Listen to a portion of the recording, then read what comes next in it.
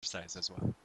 Yeah, so apart from being a naturopathic physician, I'm also, well, I'm a massage therapist, but I got a master's in exercise physiology.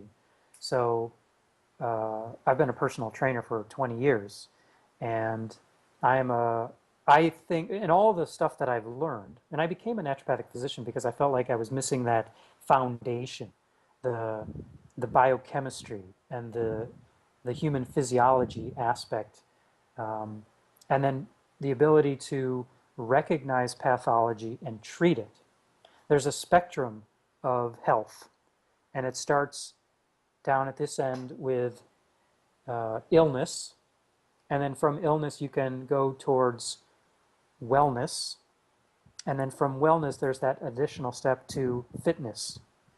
And what I pride myself on doing is taking somebody at any place along that spectrum and get them moving in this direction towards the fitness end. And if they're sick, I try to make them well. If they're well, I try to make them fit. And I Hmm. do that with exercise. Now, diet, like if you're talking about fat loss, which is what many of my patients come to me for in the first world, um, fat loss is an equation built up of only two variables. Well, two main variables. It's diet and it's exercise. And diet is 80% of the equation. Hmm. You can't you can't out train a bad diet. Hmm. Hmm. You're on the right track. It sounds like you're eating the right things. You're eliminating the simple carbs from your diet. Um, you've completely eliminated sugar for the most part. You're eating lots of lean, whole, complete proteins, animal-based proteins, lots of leafy greens, lots of complex carbs, um, with an occasional snack. Hmm. And that's really what I advocate. It's Hmm. like the 80-20 rule. You know, if 80% of the time you're good, you're eating those foods that are beneficial for your fat loss program, then 20% of the time eat whatever you want. One day a week. Go have a pan of brownies if that's what you want. You will learn what a carb hangover is all about You're the next right. day.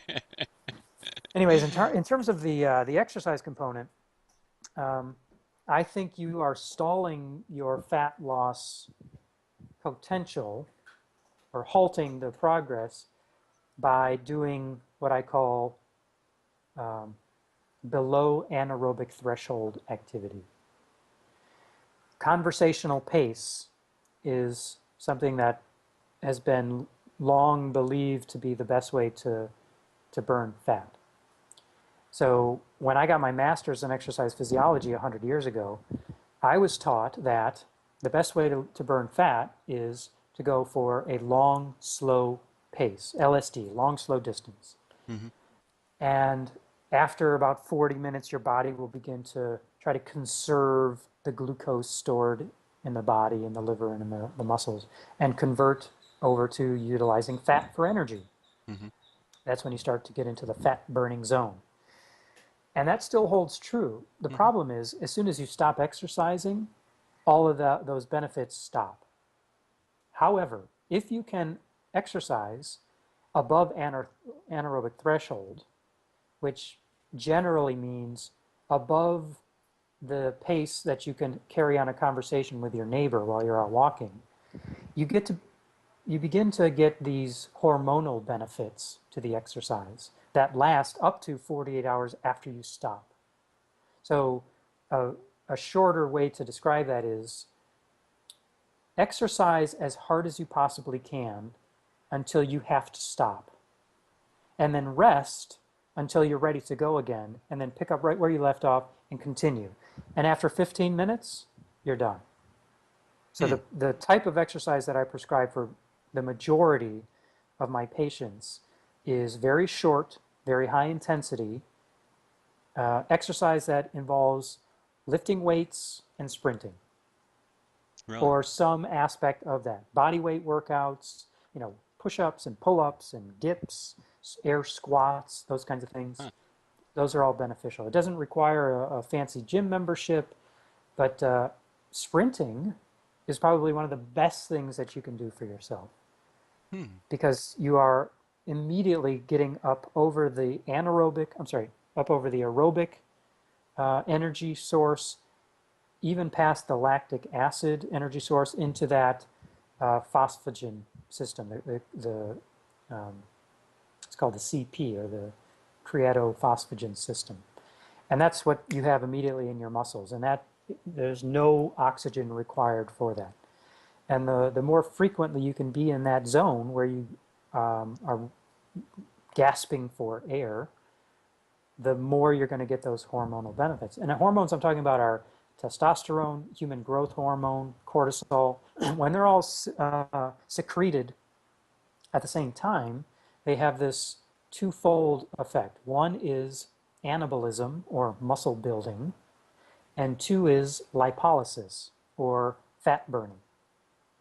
And it's been shown that you can get these hormonal benefits for up to 24 to 48 hours.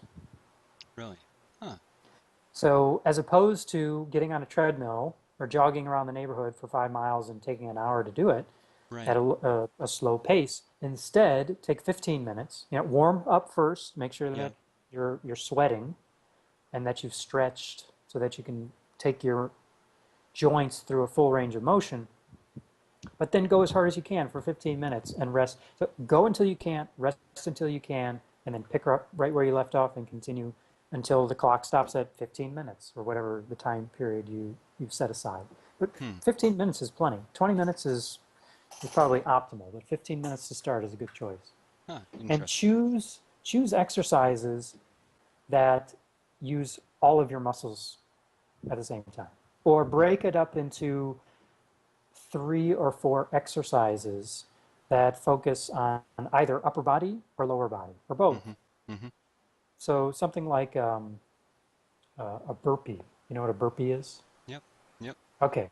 So do 10 burpees and then immediately go into um, a thruster, where you've got a barbell with some weight on it, enough that you might be able to do 8 or 10 times when you're fresh. Do 10 thrusters, and then do 10 pull-ups, or a modified pull-up with a resistance band or something like that. Mm-hmm. Mm-hmm.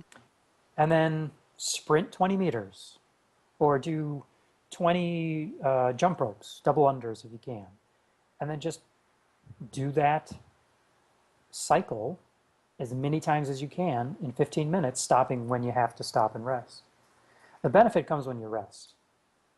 So I tell my clients or guests or patients, depending on what setting I'm in, the benefit comes when you rest. And when you get to that point where you go to either, I'm looking for 2 things basically: metabolic failure, meaning you are breathing so hard and heavy that you have to stop and take a breather, and muscular failure, meaning your muscles are burning so much because you're working them so hard that you have to stop and take a break. Hmm. So failure is built into every workout that I prescribe. And then you gauge your progress. I mean, you could do that same exercise with those 4 body weight exercises, just cycling through. You could do that same thing all the time and just chart your progress by the number of laps you get, or sets you complete, or rounds. Mm-hmm. And then each time you come back, say, all right, so I was able to do that workout. I got through 6 rounds plus 4 repetitions of burpees. I got 4 burpees.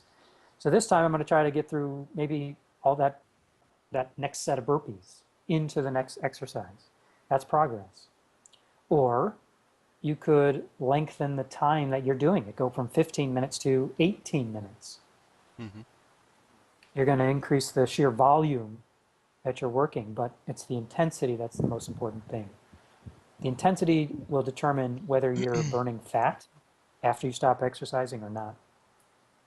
Whether you Really? sprint a mile in 6 minutes or you walk a mile in 12 minutes, the volume of work that you've done is the same. But Hmm. the energy system used to get that work done is different. That's why a calorie is not a calorie is not a calorie. Mm-hmm.